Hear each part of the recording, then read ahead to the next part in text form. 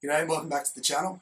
So in today's video, I want to show you a fantastic exercise that I use clinically and I use personally to improve back mobility. And this exercise is a fantastic way to get to some of the hidden underlying joint capsular stiffnesses in that spine that a lot of traditional exercises and a lot of traditional stretches don't necessarily target. And it basically uses a power band.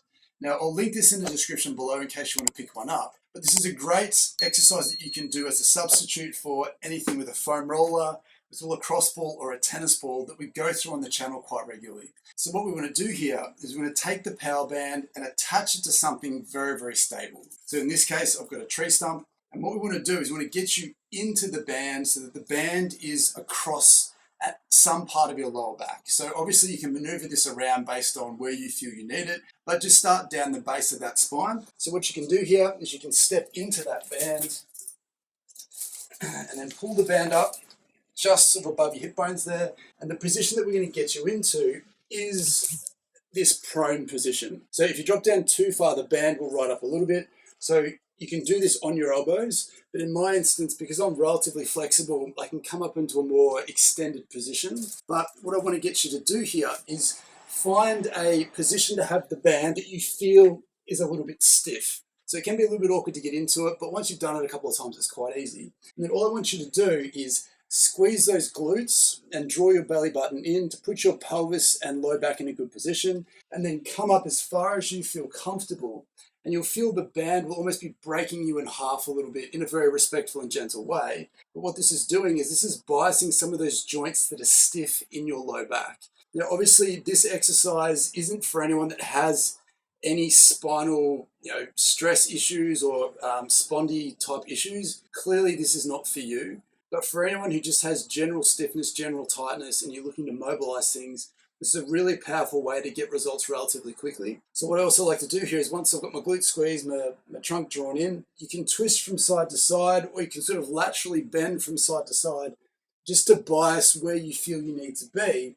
And then to move the band up a little bit higher, you just wiggle it around to let some of the tension off, wiggle it around to let some of the tension off, or you can just reposition it based on where you want to be, but just make sure that you're extending through where the band is touching your low back. And then as you come up a little bit higher towards that rib cage, you might find there's a whole bunch of stiffness here that you didn't realize that you had, and stiffness that you can get rid of relatively quickly by just letting the band press in here. So again, it's not a hugely technical exercise. It does take a little bit to get into this position, but once you're here, you should find that it's a very, very specific way to segmentally decrease that stiffness. Now, if you know that one side is a little bit stiffer than the other, you can bias that based on how you feel. You can even do some contract relax here where you sort of arch back and then squeeze your abs, tense your low back muscles up, hold that for a couple of seconds. Then when you relax, you'll find that your back will bend a little bit further. You'll be able to go a little bit further in with the band and it won't feel as tight and stiff as it did previously. But if you can just work your way up and down as high as you feel you need to go,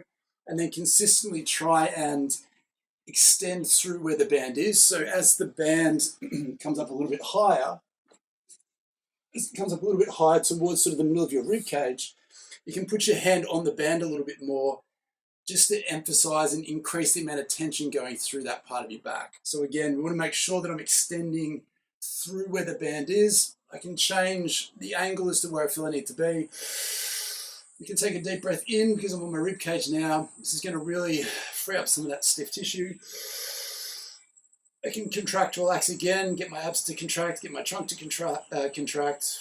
And then again, when I release that, it's going to feel a little bit looser. So that particular exercise is a really great way to instantly improve how you move through your trunk. If you can extend backwards as far as you feel comfortable, if you can bend forwards and bend from side to side, you should feel like that band has allowed you to move a little bit further in that space. And as I was saying, it's addressing some of the facet joint or the deeper joint stiffness that doesn't necessarily include the musculature, which is often a strong focus for us. But by targeting the specific joint stiffness in there, we can really release some of that underlying sort of restriction that might ultimately be causing some of the dysfunction that you're going through. Now, obviously, one other thing to remember with this, the reason why these power bands are really good, you can do it with a TheraBand if you want to, but that does tend to bunch up. You do really want to make sure that this stays relatively flat across your back. If it does twist up, it can feel a little bit uncomfortable, but it's generally an exercise that if you feel very comfortable doing that,